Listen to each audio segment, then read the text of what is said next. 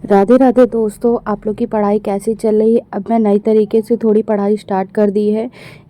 मैंने बोर्ड ले लिया है जिसमें मैंने अपना गोल्स बना लिया है कि मुझे कैसे पढ़ाई करनी है और कितना पढ़ना है एक दिन में। अभी तक मैं जो भी टॉपिक था वो क्लियर कर लेती थी और उसके बाद ही पढ़ने बैठ जाती थी।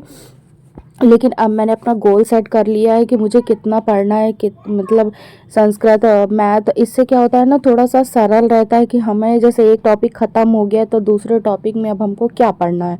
तो ऐसे आप भी अपना गोल सेट कर सकते हैं।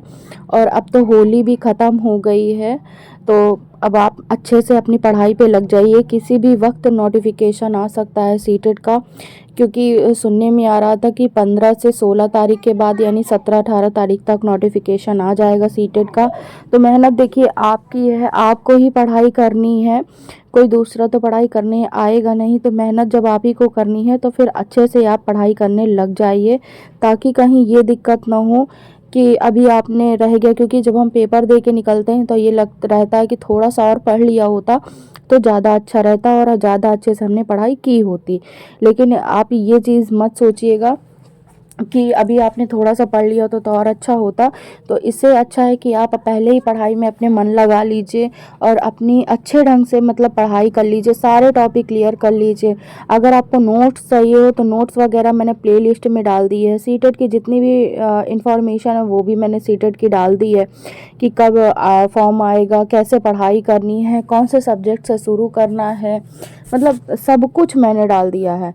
तो अब आप एक चैलेंज के तौर पे सीटेट की पढ़ाई स्टार्ट करिए कि अब आपको 120 प्लस लाना ही लाना है। क्योंकि सीटेट की पढ़ाई ऐसी है कि जब आप छोड़ देते हैं तो फिर से वो पूरा का पूरा माइंड से बिल्कुल साफ हो जाता है। जैसे बात थी कि जब हम लोग पढ़ते थे इंटर हाई स्कूल में तो एक लाइन बहुत फेमस थी कि हिस्ट्री ज्योग्राफी बड़ी बेवफा, रात में रटो सुबह सफ़ा। तो बस वही हाल सीटेट के साथ में भी है। जब भी आप पढ़ने बैठेंगे तब तो लगेगा कि हाँ सारे टॉपिक क्लियर हो गए। जब आप डेली पढ़ते जाएंगे तभी लगेगा कि हाँ सारे टॉपिक क्लियर हैं, आपके सारे क्लियर हैं। लेकिन वही अब अगर आपके घर में मेहमान आ जाते हैं या कोई दिक्कत पड़ गई या आपकी तबीयत ही ख़राब हो गई और 3-4 दिन के बाद जब आप पढ़ने बैठते हैं तो ऐसा लगता है यही टॉपिक हमने पढ़ा था, क्यों नहीं क्लियर हो रहा है। क्योंकि मेरे साथ भी ऐसा ही हो रहा है। सारे टॉपिक क्लियर थे, मैंने टेस्ट दिया तो टेस्ट पे मेरे 29 क्वेश्चन पूरे के पूरे सही थे, सिर्फ हिंदी का एक क्वेश्चन गलत हुआ। मुझे इतनी खुशी हुई कि चलो मेरे अच्छे से मतलब तैयारी हो गई है।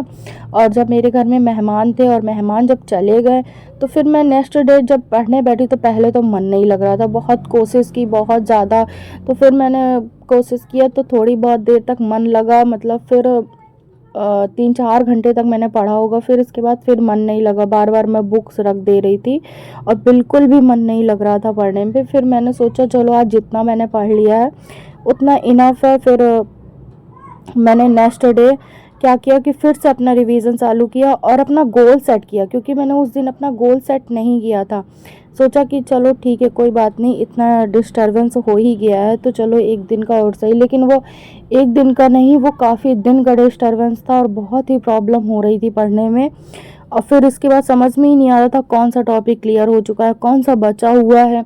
यहाँ तक कि सीडीपी कंप्लीट हो चुका था, लेकिन अब जितने भी वैज्ञानिक हैं उनका टॉपिक फिर से मुझे रिवीजन करना पड़ेगा। क्योंकि इतना उलझा हुआ टॉपिक है कि एक को आप पढ़ने बैठते हैं तो दूसरा फंस जाता है, दूसरे को पढ़ने बैठते हैं तो तीसरा फंस जाता है। मतलब इतना ज़्यादा फंसाऊ क्वेश्चन है ये सीटेट का। क्योंकि सीटेट समझ पे ही आधारित होता है, कितना आप समझ सकते हैं, कितना क्या कर सकते हैं। तो जितना से जितना आप बेस्ट अपना दे सके उतना बेस्ट आप दीजिए। कम से कम 130-120 का टारगेट लेके ज़रूर चलिए। जब आप इतना टारगेट लेके चलेंगे तभी आपके अच्छे नंबर आएंगे। अगर आप केवल पासिंग नंबर के बारे में सोचेंगे तब तो फिर फेल हो जाएंगे। क्योंकि तब अगर आप पास करने की स्थिति के लिए सोचते हैं तो 75 नंबर आते हैं, कहीं 70 नंबर आ गए, कहीं 80 नंबर आ गए। और जो ओबीसी वाले उनके लिए तो 82 का कट ऑफ है और जो जर्नल वाले हैं उनका 90 का कट ऑफ है। तो बस यही है कि ऊपर नीचे थोड़ा बहुत हो जाता है। इससे अच्छा है कि पहले से ही आप अपना टारगेट सेट करके चलें और सारे टॉपिक क्लियर कर लें। तो मैंने जितनी कोशिश हो सकी है मैंने उतनी कोशिश से अब अपना गोल को सेट कर लिया है कि मुझे डेली कितना पढ़ना है। और पढ़ते समय गोल को आप सामने रखिए कि मतलब कौन कौन से टॉपिक आपके क्लियर हो चुके हैं। देखिए आप लोग मेरी टेक्स्ट बॉक्स टेबल पे देख सकते हैं, सामने ही रखा हुआ है कि मैंने कितना पढ़ लिया है कितना नहीं पढ़ा है, बाकायदा सब कुछ। और बल्कि जैसे मैं प्रैक्टिस सेट ऑनलाइन देती थी सेम उसी प्रोसेस से मैं इस पे दे रही हूँ। जैसे हम ऑनलाइन प्रैक्टिस सेट सॉल्व करते हैं, 3 को हम गुणे का निशान लगा देते हैं, और जो टैग वर्ड होते हैं उनको भी हम टैग वर्ड के हिसाब से जैसे हल करते हैं वैसे ही हल करते हुए चले जाइएगा। मिलते हैं अगले वीडियो में, बाय बाय।